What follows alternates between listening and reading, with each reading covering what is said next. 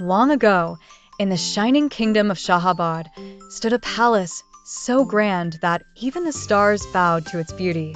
But its greatest treasure wasn't gold or diamonds. It was Princess Sana, the only daughter of King Zaran. Her beauty was known far and wide, eyes like midnight stars, skin pale as moonlight.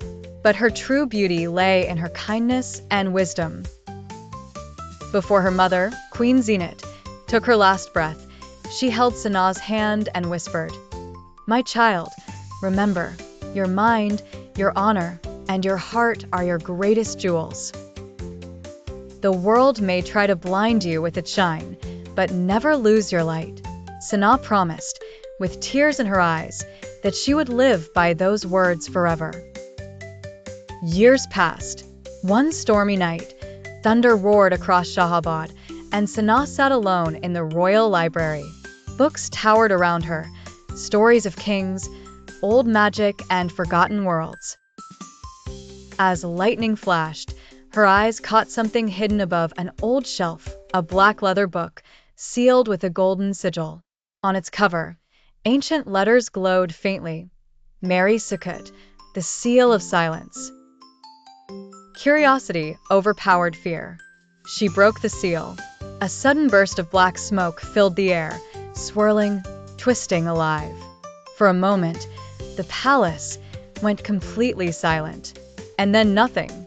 The smoke vanished into the shadows. Sana brushed it off as dust and went to sleep. The next morning, the palace woke up to horror. The oldest servant, Baba Ahmed, was found lifeless at the library door, his eyes frozen in terror. From that day on, darkness began to settle in Shahabad. At night, Sana would hear whispers in her room. And when she closed her eyes, she saw a tall black shadow with burning red eyes watching her. "You are mine now," the voice whispered inside her mind. "Forever." Every person or animal who came close to her died mysteriously the next day. It was as if the shadow had marked her soul. One day, a royal caravan arrived. Prince Ilyas of Roshanistan, Sana's betrothed, known for his bravery and love for ancient secrets. He had once found a small glass shard called a shadow lens, a relic that revealed what normal eyes couldn't see. When he entered Shahabad Palace, he felt a strange heaviness in the air, as if sorrow itself lived in the walls. Using the shadow lens, he looked toward the grand hall and froze. Behind Princess Sana, a dark, writhing figure coiled around her, a living shadow with two blazing eyes.